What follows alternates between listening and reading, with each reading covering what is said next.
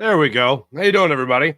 Little freeze on the computer there, dealing with some issues. Anyway, welcome in. Hope you had a wonderful weekend. Unfortunately, I'm not watching Eagles football, but watching NFL playoff football. And stories galore coming out about your Philadelphia Eagles. Most notably the one I just read before the show. That's why I'm a little later than usually late today, so my apologies for that. But let's jump right into it. We got a lot to get to. We got Eagles coaching changes. We got Sirianni Watch. And the story I just read on Bleeding Green Nation by Joe Santoliquito. Now, when I say that name, Joe Santoliquito, I understand some people might jump back to a story that he wrote 5 years ago on Carson Wentz and how that story started to really become the beginning of the end for Carson Wentz. It really shed a lot of light on Carson Wentz behind the scenes, this kind of golly gee willikers shucks kind of guy that we knew as the Eagles quarterback. Wasn't exactly that guy behind the scenes, including an argument he had with a veteran like Darren Sproles while they were both injured, while the Eagles finished off their Super Bowl run in the year that Sproles and Carson Wentz went down as the Eagles went on to win that Super Bowl. It let a lot of people know what was going on at the NovaCare complex. It wasn't everything that we thought it was, unfortunately. It was a lot more on the negative side. So I was reading this story by Joe, and Joe was, oh my goodness gracious, Joe was vilified.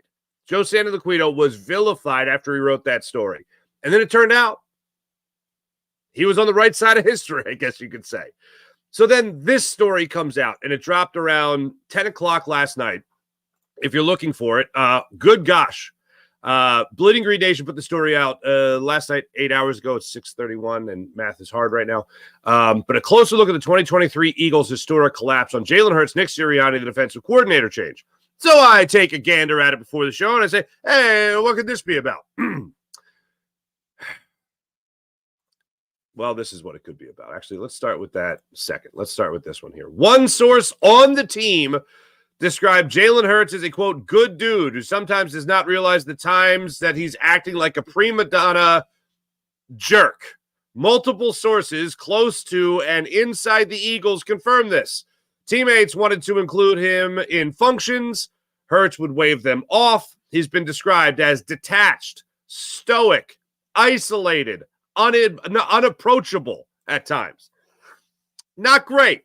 Not great. Now, let me acknowledge the fact that this is high school drama bull. And I hate that this is a story, but it's a story, especially when 5 years ago, we just went through the demise of another guy that was anointed the franchise quarterback in Carson Wentz, mainly because the guy didn't know how to be a good teammate.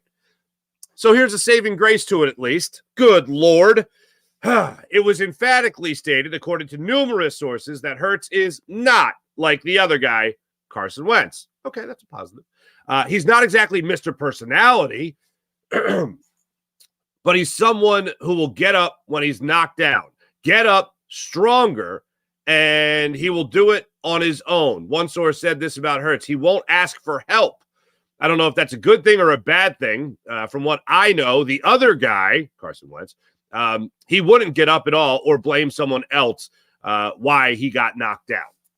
All right, so at least we pull that away from it that he's not Carson Wentz. But I hate the idea of Jalen Hurts being looked at as anything other than a great leader or a great teammate or even a good dude in the locker room. Even when it's, oh, yeah, he's a good dude, but he could be a prima-donna jerk. Well, that's really telling me two different things in the same sentence. And the second thing kind of makes me lean towards the idea that he doesn't have all the respect in the world in that Eagles locker room. The story goes on to then detail Jalen Hurts as a guy that could be a better leader. It goes on to detail other things that now hit me kind of strange. If guys jumped over the line, like in the Giants game, in the last game of the regular season, guy jumps over the line, gets a flag, hits Jalen Hurts, and nobody does anything. Like Jason Kelce, Lane Johnson, Jordan Mailata, nobody. Nobody goes up to the Giants player and grabs him and like, oh, get off my quarterback. Like that's, looking back on it, okay, that's kind of weird. And then this one in the Buccaneers game, which when I was in the green room with Seth Joyner, Bill Colarulo, and Mike Missinelli for the pregame show for the postgame show for Jacob Media, if you remember, they had that right before Jalen Hurts took that awful safety.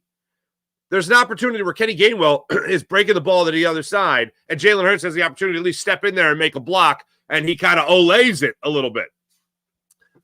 The argument. He's a quarterback. He's a franchise quarterback. You want him blocking. You want him getting hurt. Then the playoffs are done. Yes. Okay. Obviously.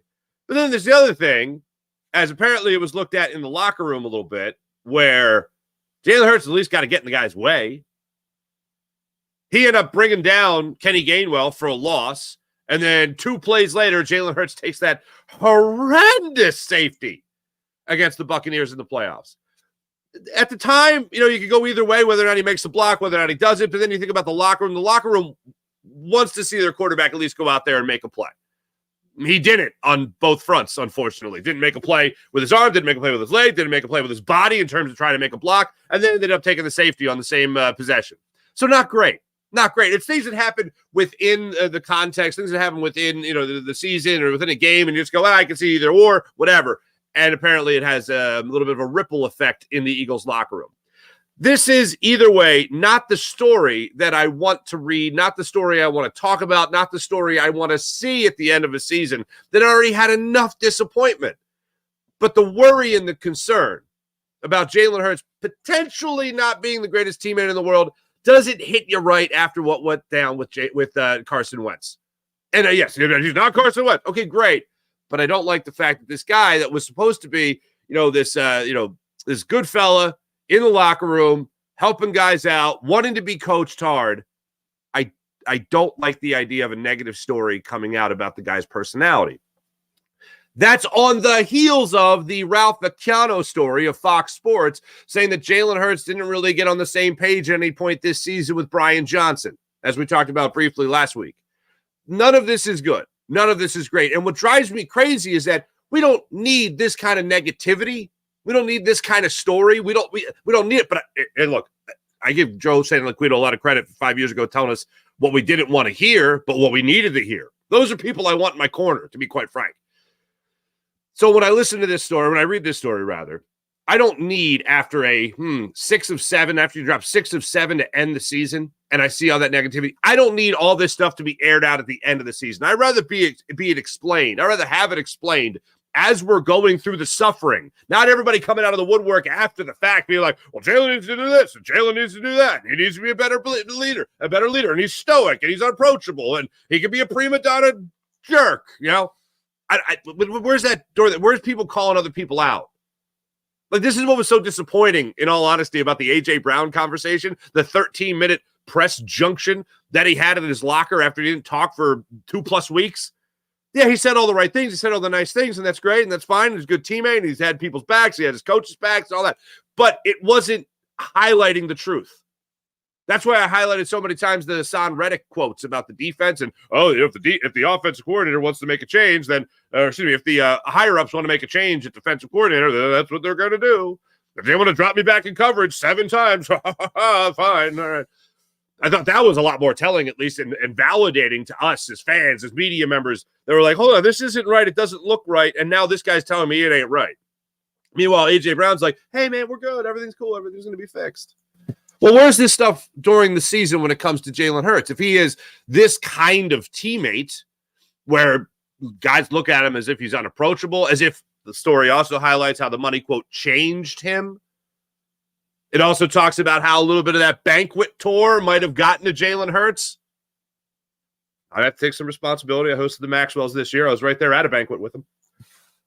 But it talks about how you have a guy like, and the guy that always gets brought up whenever you talk about a banquet tour is Cole Hamels in 2009. Comes out of the 2008 World Series championship, does the banquet circuit, then he's back in 2009, has a horrible year. The story doesn't make that comparison, but I'm making that comparison because that's the one that always jumps to mind for people of my experience. So looking at Jalen Hurts, the one saving grace here is about how he just wants to be better. And that's all that matters. Because you're going to rub people the wrong way. In every locker room, not everyone's going to be holding hands and talking about puppy dogs and ice cream, you know what I'm saying? People are going to have their differences in any workplace, not just a locker room. So the fact that he is the type of guy that will at least pick himself up, he is the type of guy that will attack, he is the type of guy that apparently will be coached hard by all accounts, then you can have confidence in him at least having a bounce-back season. To get away from the high school drama BS for a second, the other thing the story goes into is where was this guy's help? Where was Jalen Hurts' help, especially against the blitz? third highest blitzed quarterback, third most blitzed quarterback in the NFL this season. And the Eagles still didn't draw up hot routes. Nick Sirianni didn't know hot routes. Brian Johnson, hot route? No, nothing. That's bubble screens and whatnots. That doesn't help a quarterback out. Story also describes after week 7, which was the win over the Dolphins, Jalen Hurts went to the sleeve on his knee, and he was not the same quarterback throughout the season, unfortunately. We would see bursts of it throughout the year, little tiny bursts of it. The Rams game, he took another hit in the Rams game. He went and scrambled for that game-winning touchdown on the run against the Bills in overtime. We saw scrambling. We saw running. We saw mobility. We saw certainly at times this season where he didn't look like the same mobile, agile quarterback that we had seen in his 2 previous seasons. And this year, it seemed like it was few and far between that you really saw that. More often than not, when he had to rely on his agility, it was him escaping a blitz. We don't know, and this is where the rub comes. We don't know if this is all coaching from Jalen Hurts, where they tell him, we like those deep shots down the field. We love your arm. Keep on taking those deep shots. Instead of the controlled game where you move the ball down the field gradually with short throws. Not just short throws where I'm talking about the line of scrimmage with bubble screens, but I'm talking about guys coming out of the backfield, wheel routes, hot routes, drag routes, things like that that can help your quarterback, not get hit. And maybe tell the opposing defense, hey, maybe not blitz so much because we're going to burn you time and time and time and time again. Never happened this season. Wildly unfortunate that never happened. So where's the help? Story also talks about last year being the first year for Jalen Hurts where he actually had an offensive coordinator for a second consecutive season. First time since high school. Maybe during the season, in retrospect, we didn't give Jalen Hurts or this Eagles offense enough grace when it came to that, where it really helped Jalen Hurts a year ago have, oh my goodness, back-to-back years with the same play caller? That seems like it shouldn't matter. But apparently it matters a little bit. And it mattered to Jalen Hurts this past year. Can't get on the same page as a guy. Maybe he needs that second year with him. Which brings me to the real news, the football news, and not just the drama and guys that wanted to wait to the end of the season to open their mouths about what was going on with Jalen Hurts behind the scenes, personality-wise, and also what was going on with this coaching staff when it came to Nick Sirianni and Brian Johnson not helping out their quarterback, who was the third most blitz quarterback in the league. The coaching changes. A lot of times when you say something, you don't want to be right. You root to be wrong. A perfect example is me picking the Bucs to beat the Eagles. I didn't want them to beat the Eagles, but they were going to beat the Eagles, and they beat the Eagles, unfortunately in the playoffs. Friday's show, I talked at length about how watch the only change being made. The only change being made in this offseason is your defensive coordinator. News broke yesterday. Sean Desai was fired. Who was he fired by? He was fired by Nick Sirianni. I found it very interesting that when Ian Rappaport put that out there, he said, Nick Sirianni fires Sean Desai. I was like, really? Nick Sirianni did that. He did that. That's interesting. Did he do that without talking to Jeffrey Lurie? Did he talk to Jeffrey Lurie? Because I know when Jeffrey Lurie was coming back from his lovely stay in the islands there at St. Martin, they were supposed to have a meeting, and I don't know if they had a meeting. We were supposed to get news on Friday. What the hell was going on with Nick Sirianni? What was going on with this football team? No news. Nothing. So then it comes out yesterday that Nick Sirianni fired Sean Desai. Well, that's funny because if he was sticking around, they wouldn't make him fire the guy, right? No, they wouldn't do that. And Matt Patricia was only on a one-year deal, so technically he wasn't fired, just renewed. Or excuse me, just wasn't renewed. So the Eagles are looking for a new defensive coordinator. Diana Rossini of ESPN put it out there saying that Wink Martindale is a red-hot coaching candidate to take over as the defensive coordinator for the Philadelphia Eagles. Let's enjoy this for a second. Let's bask in this for a second, okay?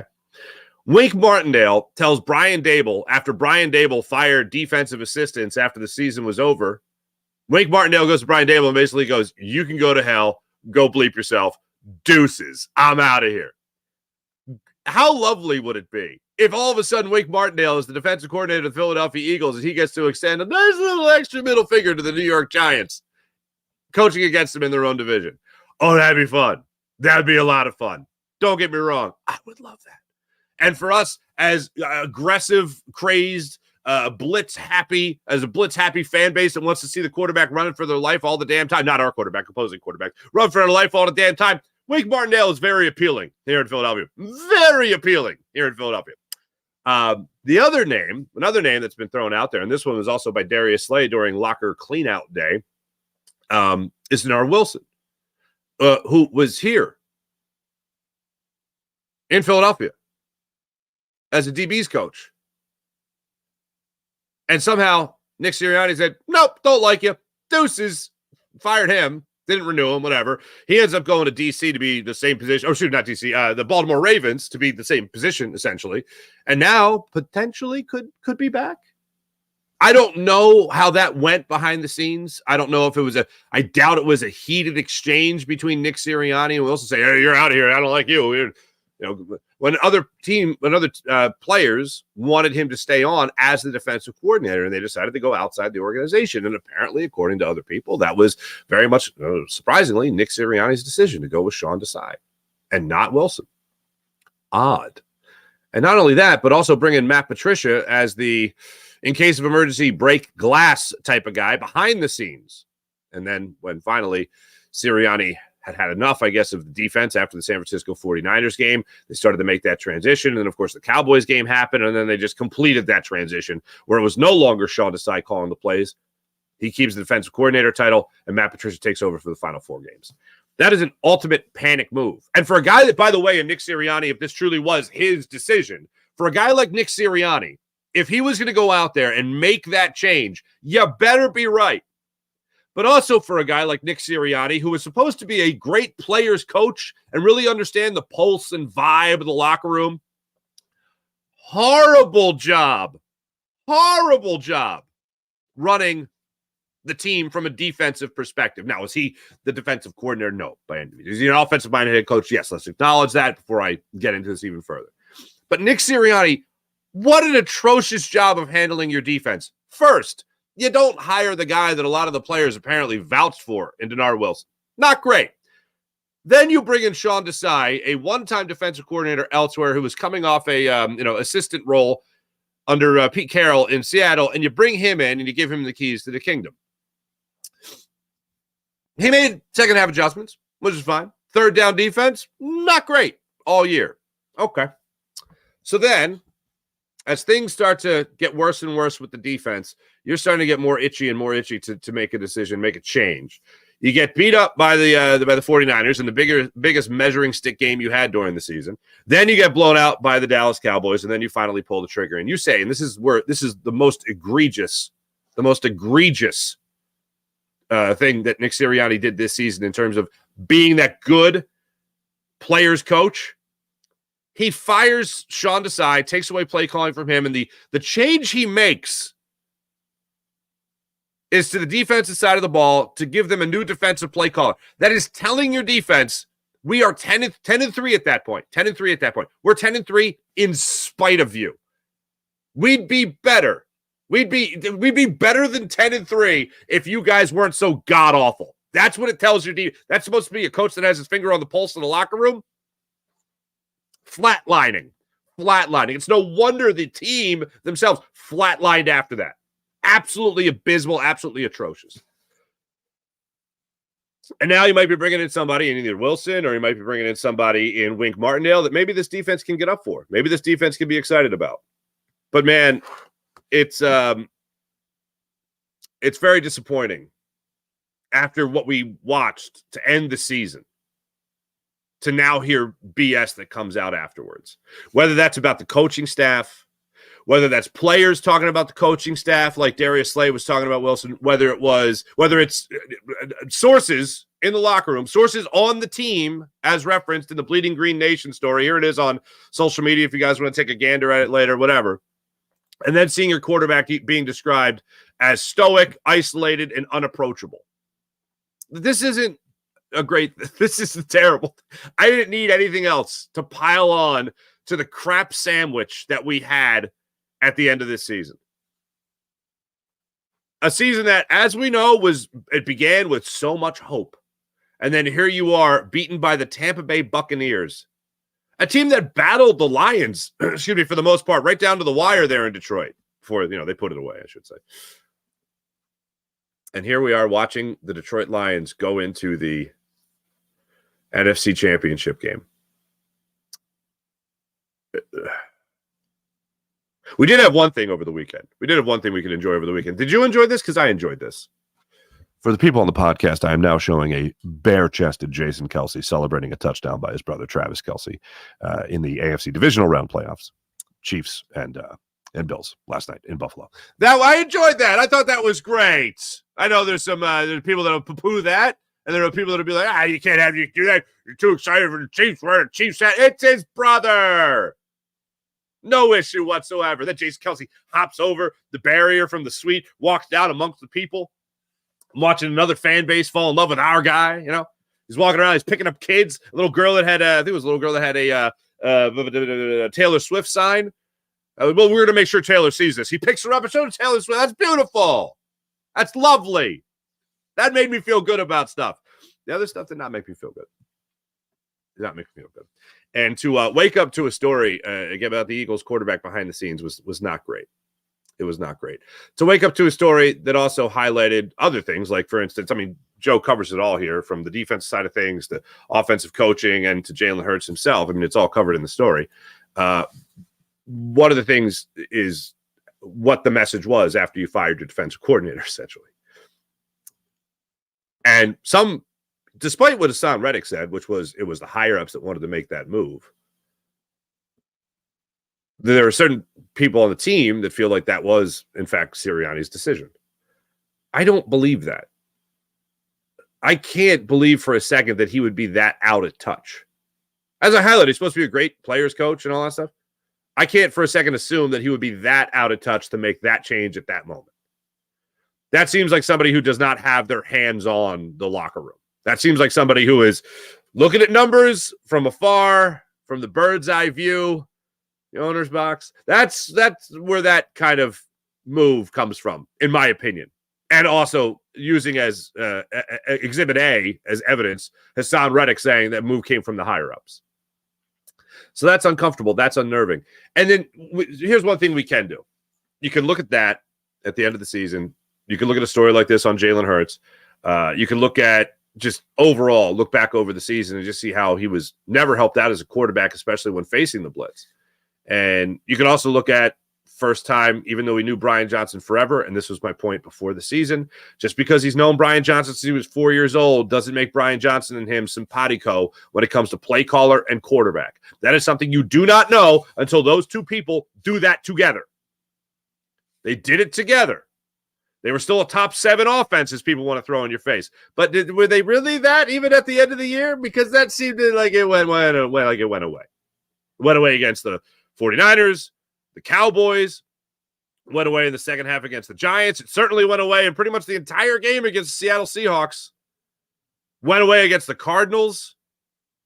Went away against the Giants again. And then, vanished. Vanished against the Buccaneers in the postseason. And that was the scariest thing. The biggest mismatch in that game was Todd Bowles' defense against Jalen Hurts. Todd Bowles against Nick Sirianni and Brian Johnson. Bet you won't draw up a hot route. Sacked. Safety. Jalen Hurts running for his life.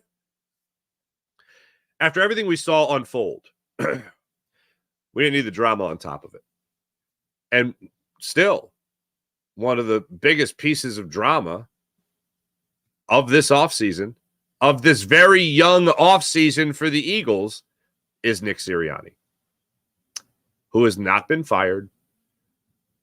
Jeffrey Lurie, who has not addressed the media. The only thing we're getting is news leaking out from reporters saying that Sean Desai is out. Matt Patricia has not been renewed. The Ralph Vecchiano story of last week saying that Jalen Hurts wants to do his own thing, basically. And now this story from Joe Santoliquito on the Eagles quarterback. That's it. That's what we're getting. We have Jalen Hurts last week. I played the soundbite for you where he said he wants to run it back with Nick Sirianni and Brian Johnson. He wants to fix this offense with those two, both that head coach and his offensive coordinator. All right, let's hope that the second year is the charm. It was with Shane Steichen. Maybe it'll be the same thing with Brian Johnson. Let's cross our fingers for that. But still no word from Jeffrey Lurie on the head coach. Now, no news from Jeffrey Lurie is good news for Nick Sirianni, because you're not coming out saying you're not firing somebody.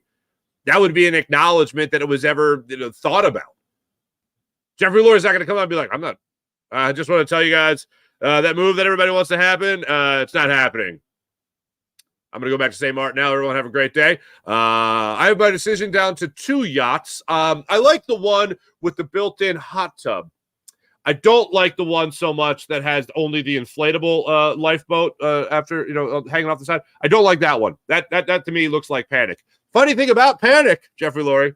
A lot of people are doing that in Philadelphia right now. So here we are. There's 2 things from last week. 1, Sirianni being fired. 2, Jason Kelce retire. Okay. Jason Kelce retiring, just to have some funsies with something else other than Nick Sirianni. Okay. This has nothing to do with watching him bare-chested like a conquering Scandinavian hero, whatever. This has nothing to do with that. Nothing. I am leaning towards the idea that Jason Kelce is not done. Saw the report from Shefty. I expected shortly thereafter the story to come out from Jason Kelce saying, that's it. Him announce it maybe on his New Heights podcast. Didn't do that. Said he needs to take some time. He's thinking about it. As of literally Friday, I was like, he's retiring. He's probably retiring. He's going to retire. He's retiring, right? And I was like, hold on a second. If Jason Kelce, if anyone on that Eagles team, of the core 4, whether it's Brandon Graham, Fletcher Cox, Jason Kelce, Lane Johnson. Lane Johnson's obviously not retiring. I would expect Fletcher Cox to move on elsewhere. Just had a great year. Other teams have eyed him for a while. I think the Jets were really interested in him last year. He can make that easy trip up the Garden State Parkway, right? Brandon Graham would come back, I think, on a discounted deal for that farewell tour. But of all the guys, really, of the 3 that are really in danger of retiring, Jason Kelce being one of them, obviously, Jason Kelce, coming off an all-pro year, is going to hang it up. And if they're running it back with Nick Sirianni, and Jason Kelce just said all the glowing things that he said about Nick Sirianni. Nick Sirianni is a winner, all that stuff that he said last week. We played it for you here on the show. If that's all true, then maybe he does want to come back. Does he really want this to be the last year? Does he really want this to be the way it goes down? This is the way you walk off the field? It certainly looked like that's what was going to happen when he did walk off the field in Tampa. He looked pretty upset, pretty emotional. Didn't address the media. Schefter tweeted the story. I wonder if that also sticks in his craw a little bit, that Adam Schefter kind of ruined a little bit of that for him. Maybe he wants to come back just for that reason. And also to win. And also it's a well-paying gig. Let's not forget about that either. So I'm now more in the realm of he might not. Like, I was pretty sure. I think I put it at 95% last week. I'm going to put it at, I'm now like 75% sure he's going to retire. It's a 20% uptick in chance that he comes back. But it's got nothing to do with crushing beers and being in Buffalo last night and watching his brother. It's got nothing to do with that. It's got more to do with like really reflecting more on things he said about Nick Sirianni, and now that it looked like Nick Sirianni is going to be back. It's got more to do with that than anything. Because again, Jeffrey Lurie is not going to hold a press conference saying that he's done. Jeffrey Lurie is not holding a press conference, saying that, oh no, I'm not firing Nick Sirianni. Everything's status quo. Everything's great. And now it's like, well, when are we going to hear from Jeffrey Lurie? Because he's not going to comment on coaching changes as far as coordinators go. He's not going to walk you through the process of what Nick Sirianni and Howie Roseman are doing to reach out to other coaches around the league. But what I said on Friday looks like it's actually going to happen. It looks like, and by the way, because this was very curious. I saw a lot of people were questioning me on this. So I think I have this in my file. I can just pull this up for you guys real quick. But Is this it? I hope this is it. I hope I labeled this right. Not like an idiot. But it was an interesting thing, and it was from Jalen Hurts last week when he was at his locker, and he was talking about his head coach, and he was talking about Brian Johnson. And people will just want to clean house. If Nick's back, then they don't want to have they don't want to have Brian Johnson back. They don't want Sean Desai back. Obviously, they don't want Matt Patricia back. If Sirianni stays, the coordinator position has to go. Both coordinator positions have to go. That doesn't look like it's going to happen. It looks like you are, in fact, going to have Nick Sirianni. I think this is the cut. It's loading now. It looks like you're going to have Brian Johnson and Nick Sirianni back. And Jalen Hurts said at his locker last week, and I quoted it on social media, that Jalen Hurts wants Sirianni and Brian Johnson back. We're like, where did he say this? We're like, at his locker. It's amazing what happens when you watch them at their locker, what they say at the end of the year. He wants to fix this offense with those two players, those two pieces intact. Okay. Let's see how that works out for you. Because the only thing, if you're really grasping at straws of hope, if you're really trying to be Paulie Pom-Poms, it's not that outlandish. After the success you had in the second year with Shane Steichen and how much better the team was in that second year of Shane Steichen, it's not outlandish to think that you might have that same type of leap and uptick with Brian Johnson in year two as the play caller for Jalen Hurts. The only problem that I have is that it really does go beyond that. And this is why I was out on Nick Sirianni. This is why I am out on Nick Sirianni. As the head coach and an offensive mind, the guy heading up the game plan, where was the help? One of the other things that Joe Santaquino talks about in the story on Bleeding Green Nation this morning is A.J. Brown had that historic stretch, 6 straight games, 125 plus yards. Nobody else had ever done that in the history of the NFL. He did it. That was great. Then where did it go? Teams adjusted to it. They shut him down. Where's the help in trying to scheme a guy like that open again? This is another thing that makes me have a little bit more confidence in next year as well. If you're grasping at straws to be Paulie Pom-Poms, it's not that much of a stretch to go this direction either. So you go the direction of Brian Johnson having 1 year under his belt as a play caller for Jalen Hurts. Jalen Hurts having 1 year under his belt already of Brian Johnson being his play caller. So a little bit more experience, a little bit more simpatico, hopefully going into year two, like you saw under Shane Steichen. The next thing that you look for after that is the league adjusted to Jalen Hurts. Now Jalen Hurts has to adjust to the league. This is the game you play. And I know that we all got caught up by what we saw last year with Jalen Hurts. And I don't even call it caught up. I mean, that was amazing what we saw. So I refer to it with Tyrese Maxey. Tyrese Maxey taking a damn near Hurtsian leap with his level of play, watching him play for the Sixers. Taking a damn near Hurtsian leap, what we're seeing. Well, this year, Jalen Hurts took that step back. He regressed. There's no other way to look at it. Now, is it just on him? No, absolutely not. He regressed because, well, he regressed, and then the team regressed. The coaching regressed around him. So now, and this is, again, going back to the point about why I'm out on Nick Sirianni, where was the help for either scheming A.J. Brown back open? Where was the help when Jalen Hurts is being attacked more than almost any other quarterback in the NFL? Only 2 other quarterbacks were attacked more on the blitz than Jalen Hurts. Where's the help there? Then Jalen Hurts has to help himself. And this was, and I didn't get too much into it last week, but this is what rubbed me the wrong way about the Ralph Vecchiano story from Fox Sports.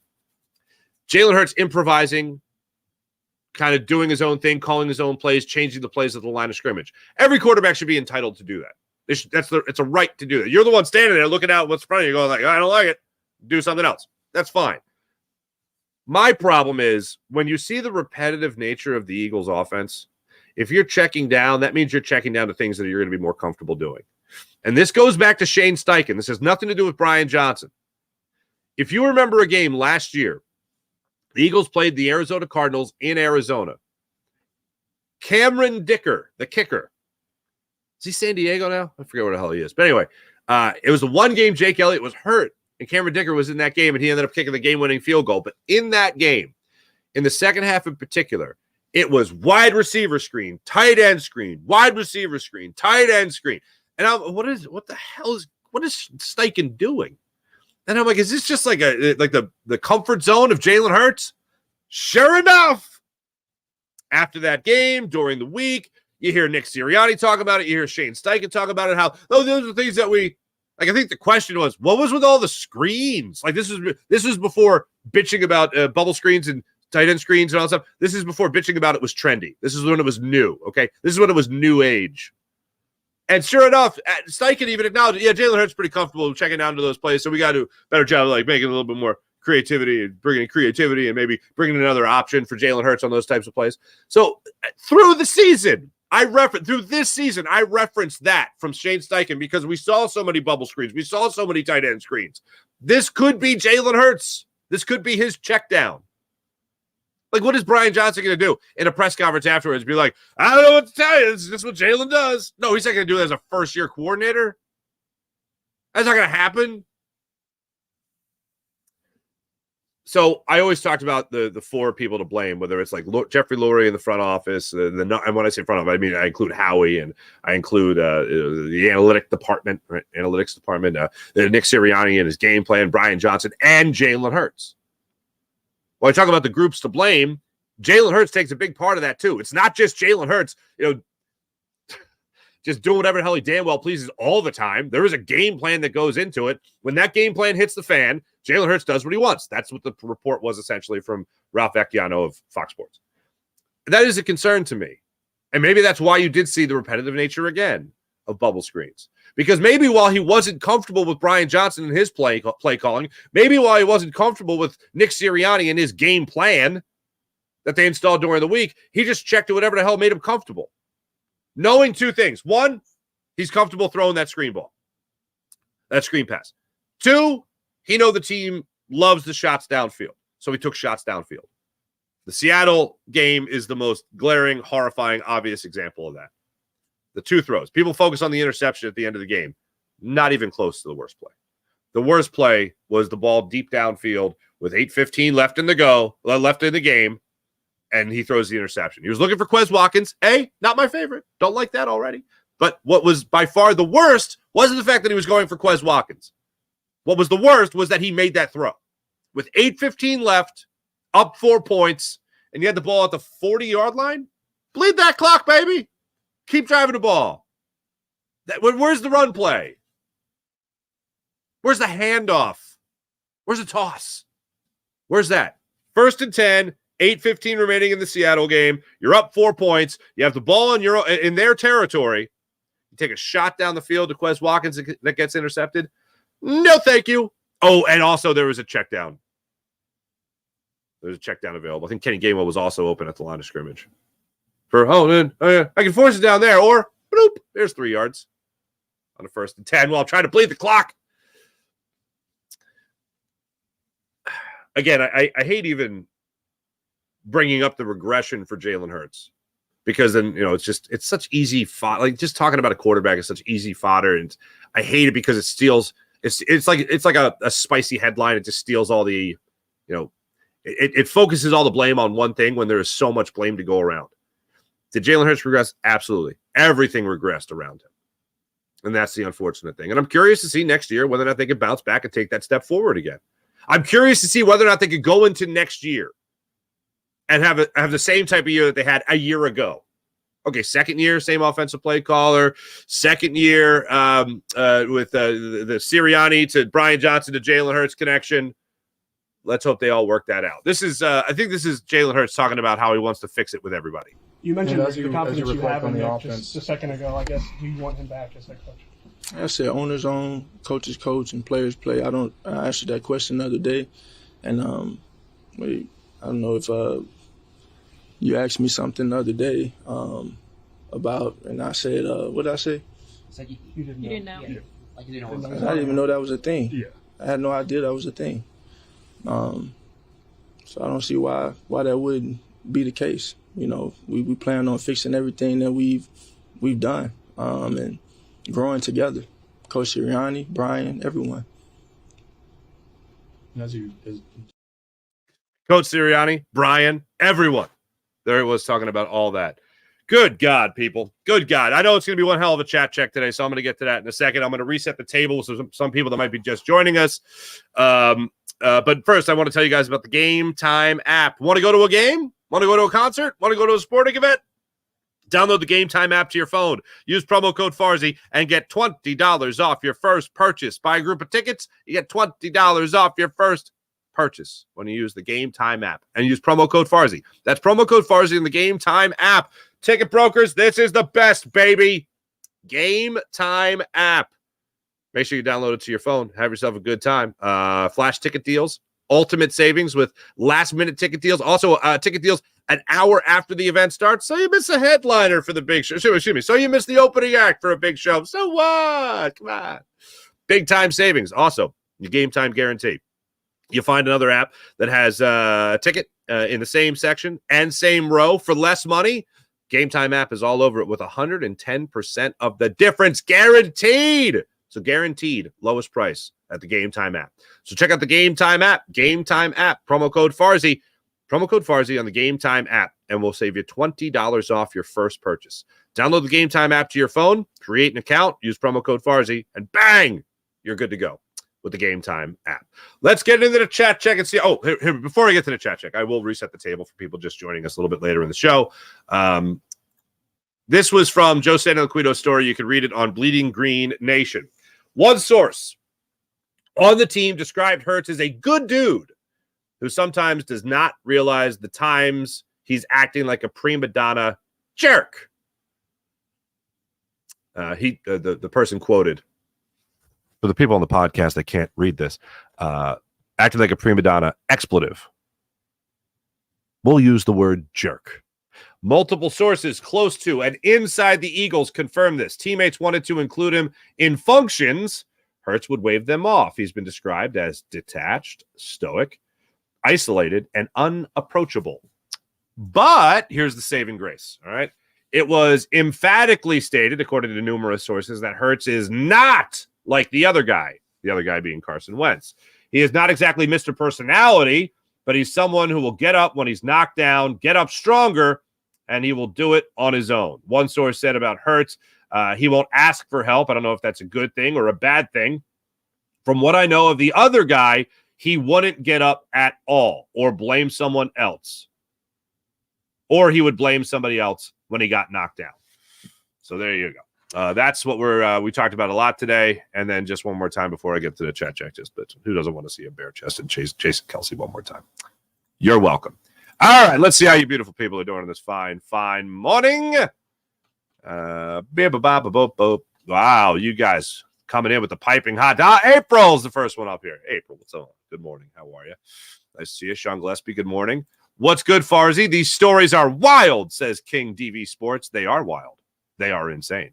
April, there was some great football this weekend. April, thank you. You know what? That's going to be in our morning rush today. That's going to be in our morning rush because we will talk about some great football this weekend. Because this was the first weekend since the season started, really, that I didn't have to, other than read some articles, I could just chill, man. Could watch some football. You know what I did this weekend? I'm going to tell you guys what I did this weekend. I watched football and consumed alcohol. I don't ever do that. You know when I do it? When the Eagles make an early playoff exit. That's pretty much the only time I do it. I drank whiskey, and I made myself some nachos. I had a wonderful weekend. Let's see, Sean. Packers games, Bills and Packers games. Damn, so close, rooting for both. I was too. The Packers. Oh, my God, the Packers. How did Jordan... Oh, no, I'm going to get to this. Oh, no, I'll get to it now. The hell with it. How did Jordan Love throw that ball at the end of the game? How did Jordan Love throw that ball? Stupid. He'd been playing brilliant football. And then he lets that one rip in the middle of the field in the triple coverage. Dude, what the hell? Not great. Not great. Brian Dubois. Is that how you say that? Here we go again. Rihanna. Here we go. Oh, damn. None of these explains the Eagles' scheme and play calling, which was predictable and horrendous. Big Ben? I concur. Oh, boy. Send it, says. Send it. Nice catch, by the way. Nice picture there. I don't think it's bull. He carry himself that way. He seems like he got paid and doesn't care anymore. The story does quote the word change, saying that the money in the contract changed Jalen Hurts. We sucked on both sides of the ball. That's true. That's true. That's Bill Spadaro. What? Eagles looked elementary, unqualified coaching staff. These are frivolous stories that don't mean a thing, says Big Ben. Really? I mean, the best thing I read in the story was that he's not Carson Wentz. So that's good. No blitz, no press coverage, no 9-man fronts. We sucked. Yep. Robert Dubois. Steichen was the offense. He left. They went south. Yep. You can say it. Forget about it. Great name. Jalen had to be hurt since the Dolphins game. So where is this article? We would love to read it. Oh, Jalen had to be hurt since the Dolphins game. Where's this article? Bleeding Green Nation. You can check it out on Twitter as well. Is this Jalen Wentz, guys? I don't see. I do think that, and I know people, Sean Kilmer, good morning. I know a lot of people will jump to that conclusion. And I did when I started reading it. I was like, oh God, oh God, oh God. And then I literally saw it put out there, not Carson Wentz. I was like, okay, cool. And then it also talks about how other things failed within the organization. This piece is not just about Jalen Hurts. It's about the whole 2023 season.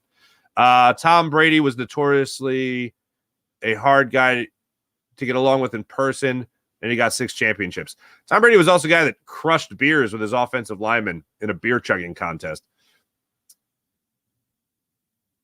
I don't believe it. Hurts isn't perfect, but he's not this. I want to believe that. I want to believe that too.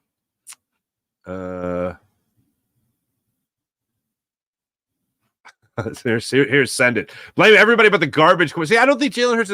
I still have a lot of hope for Jalen Hurts. This article, all it does is raise awareness. It doesn't make me horribly concerned for next year. Because guess what? If he plays well and they win, nobody gives a damn. I think Brian Johnson forgot the middle of the field actually exists. I think, I do put a lot of that on Jalen Hurts too, because it's not like they didn't have anybody running over the middle of the field. But I think a lot of that goes on the quarterback too. Quarterback's best friend, Joe Matty, is the stud running back. Eagles are going to be in search of a running back next year, because if you're DeAndre Swift, you are not signing here.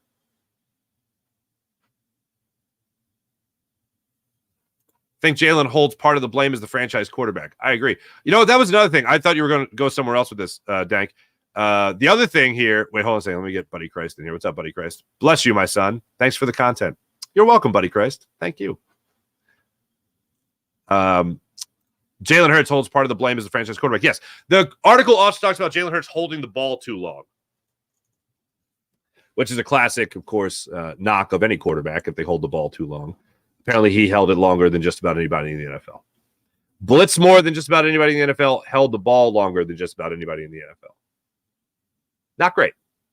Not great. Usually when they start out, sources say, or rumor has it, and fails to name names, it's more than likely a lie.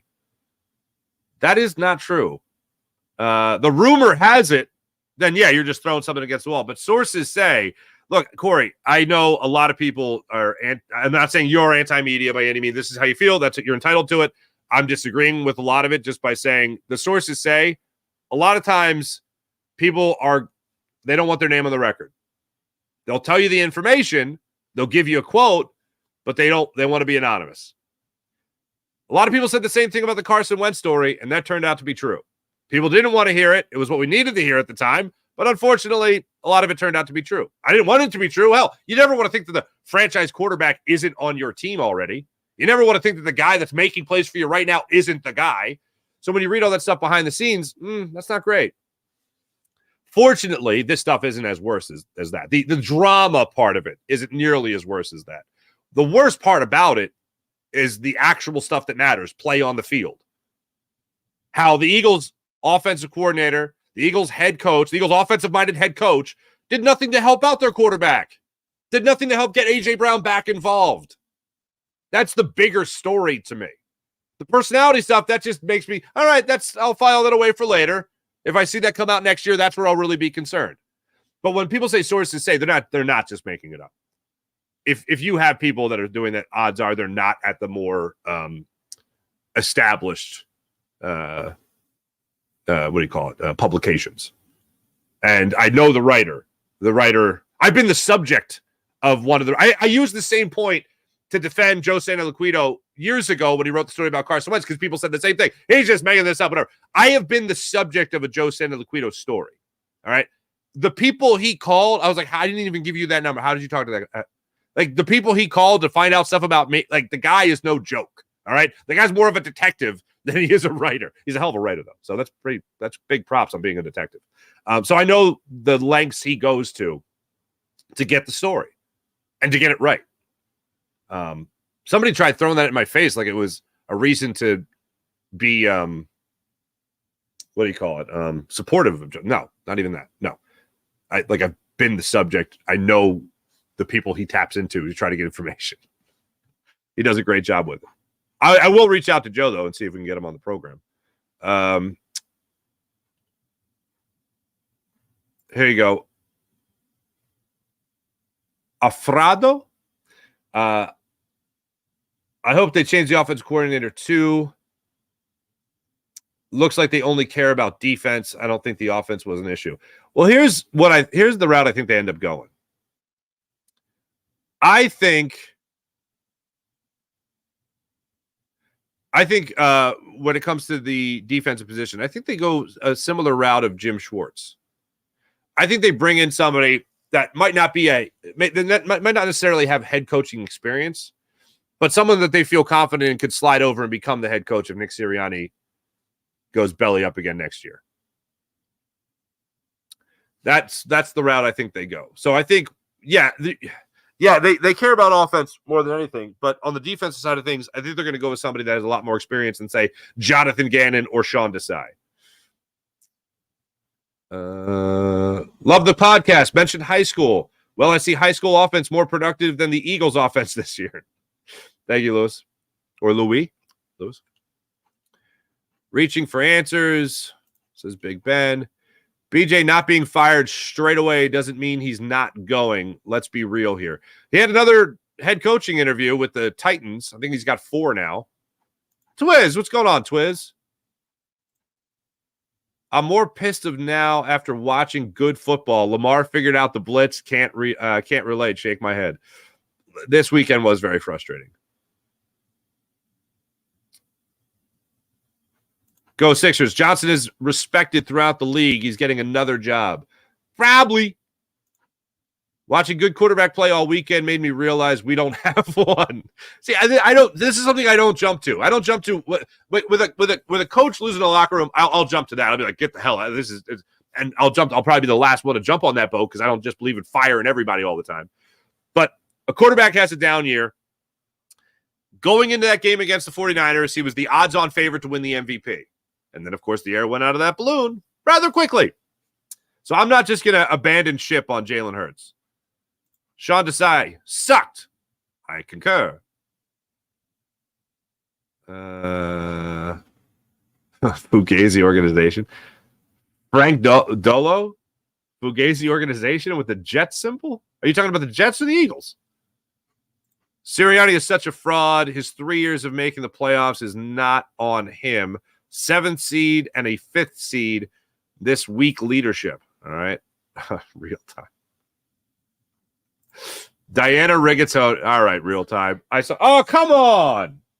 There we go. Real time. What's up, man? I saw you make the fake account for Diana Rossini. I love Diana Rossini. You back off, bro. Diana Rigatoni. I did like that she quoted your tweet and said, "This is not me, but I think I will change my name to Diana Rigatoni." He wasn't a bad quarterback, so what changed? Play calling. Defense is getting used to him, knowing him.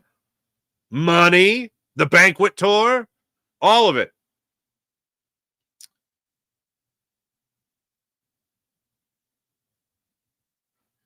Wait, if Hurts didn't fumble in the Super Bowl, we would have won. He's a good quarterback. Okay, that's an interesting way to put that. Just because, See, I bring up the fumble. People talk about this amazing performance from Jalen Hurts, and yeah, most of it was, but he did fumble on his own. He wasn't hit. He fumbled the football.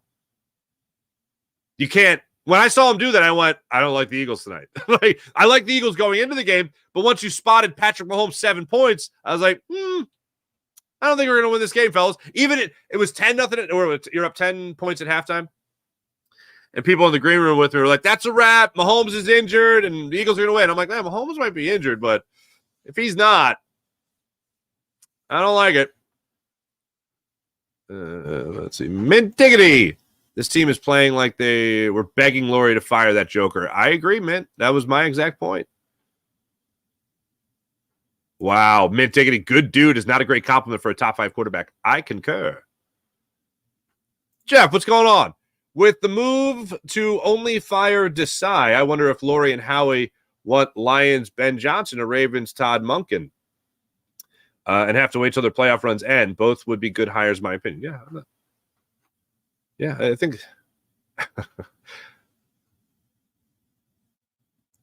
Dang, he tailgated with Buffalo fans. Jason Kelce did tailgate with Buffalo fans. And it was awesome. He also jumped down from the luxury box and walked amongst the people. It was a beautiful thing. Carson Hurts, Jalen Wentz, says Mintiggity. I feel Jason would be a great brother-in-law. Yeah. Like, could you imagine meeting your brother's girlfriend and you're bare-chested 2 seconds later? Taylor's. And let me be on the record with this in case you haven't heard me say this yet. I am pro Taylor Swift and Travis Kelce. Okay? I'm happy for those two. That is not a joke. I say that with all sincerity. I am rooting for Taylor Swift and Travis Kelce to make it. I am rooting for them to get married one day, and I am rooting for them to have beautiful babies. There you go. Either amazing songwriters and lyricists and musicians, or mutant huge football players that just win Super Bowls.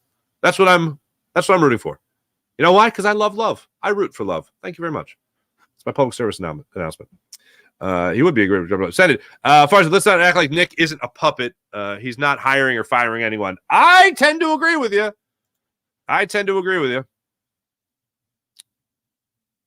Having the D line, Sean Kilrain. What's Sean saying here? Go Sixers. Howie straight up can't draft crap. We all can agree. Yeah, let's go Sixers. Please change the Dan Fangio scheme. Yeah. April, I know it's a pipe dream, but I would love to see the Lions beat the Red Cowboys. That would be fun.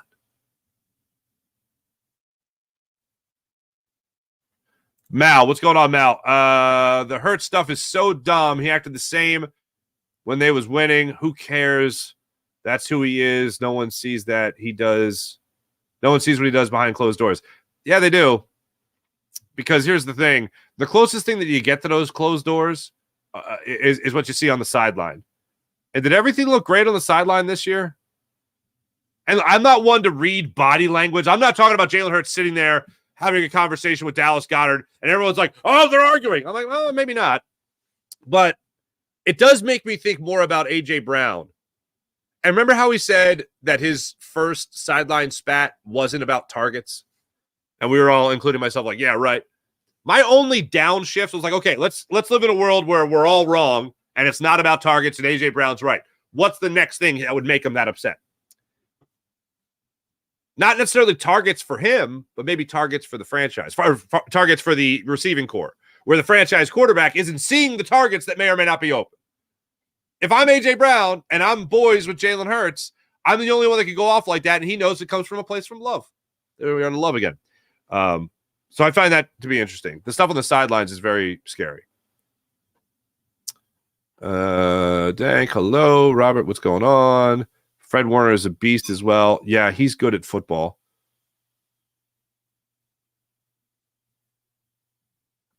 Wait, what? QB saw a report where the Eagles reached out to Frank Reich, but you die? What? Huh? What? That's an interesting way to put that.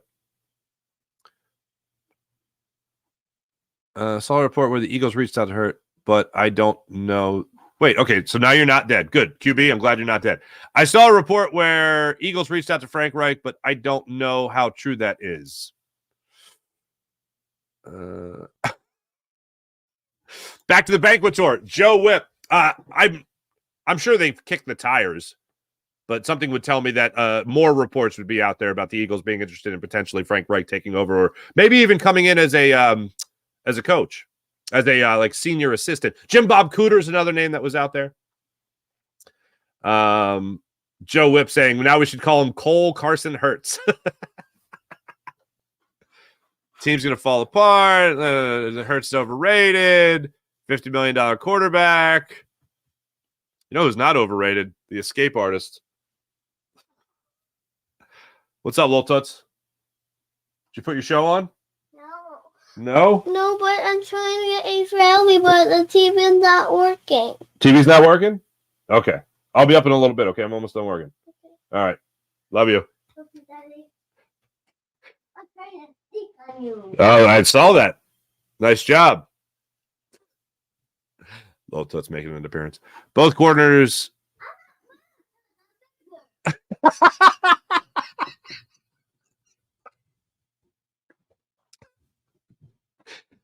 If you didn't hear that, I'm not Lil Toots. I'm Big Girl. And she doesn't care. Okay. There we go. Two things from this weekend. I noticed teams willing to run the football and linebacker play. Yeah, Jeremy, they were pretty awesome. I'm going to skip down a little bit here. Hello, Camel. I'm not putting your name on the board. Dude was watching Hurts playing in 2022. It's a night and day different. Yeah. It is very different. Jason A, what's going on, by the way? Nice to see you again. Bills fans chucking snowballs at KC players. What about their fans getting on that poop list? Yeah, I agree. Hurts did say he needed to change the leadership style. He did. He did acknowledge that in his end of the press conference. His keep on coming. Why is there always issues in the Eagles locker room? I don't know. You would think with the leadership they have, it wouldn't be that bad. Michael Robinson, what's going on? What does the future look like for A.J. Brown? Very interesting. A.J. Brown being here or not being here will tell you a lot. Hayden, what's going on? Jalen had no problem throwing the middle field last year.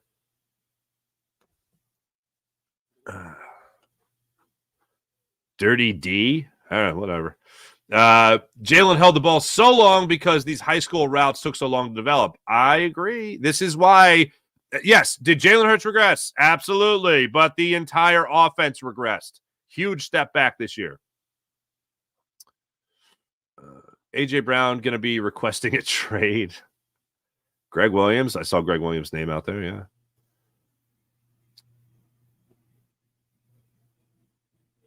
Diana Rossini's wifey. Who else is in here? A lot of people commenting. Appreciate you. Got Mally. So let the smear campaign begin, I guess. Shelton Smith, is Matt Patricia gone too? Yes, Matt Patricia is also gone. Not renewing his deal is the report. So you're going to get a whole new defensive staff. Offensively, doesn't look like much changing. April, Lil Toots highlighted it. Bright spot of the day for sure. Can't wait to see next year, see what Hurts is before we throw him away, give man another season. I agree. I'm not abandoning the ship on I almost did it, on Jalen Hurts.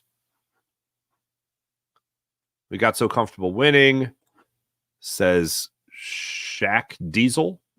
We got so comfortable winning as a winning. Wait, we got so comfortable as a winning program. We might have to get a gut punch next season. I think this season was the gut punch. Wine Niners wine. Appreciate you, Farzy. Stay positive. I am staying positive. Thank you very much. Hello, swinging. Nice to see you. You guys are great. Appreciate everybody in the chat. You guys are wonderful as per usual. All right, let me get into what I absolutely loved this weekend about pro football. Because, man, it was so much fun. I just want to make sure I go in the proper chronological order here. So let me just get the schedule up. Looking at these games from over the weekend, so many different things. One is that Baltimore is just a force. Houston hung in there, and then Baltimore just absolutely took over in the second half. Lamar Jackson is every bit of the real deal, without question. I mean, look, he's going to win his second MVP award. He was 1-3 going into the playoffs, going into that 1-3 in the playoffs going into last year or going into last night, and he was incredible. He improved to 2-3 in the playoffs. CJ Stroud, I think, is going to have himself, it goes without saying, a very bright career. I think we can all agree on that.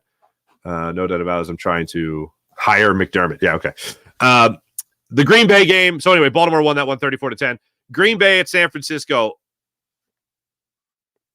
So close.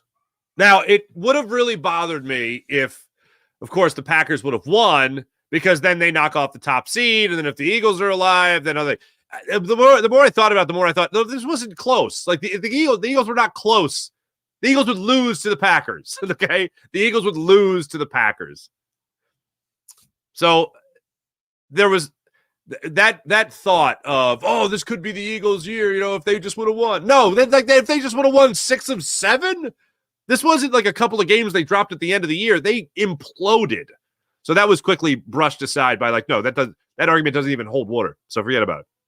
But Jordan Love throwing that ball in the end of the game, absolutely unbelievable. Can't believe he did it after having the games that he had in the playoffs. It was like my buddy Jared texted me, and he was just like, he just turned into Brett Favre.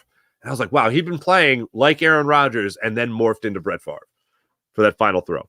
Tampa and Detroit yesterday, what an incredible game that was. Tampa didn't capitalize on enough opportunities, most notably the interception on the first drive of the game by the Lions. They ended up just settling for 3.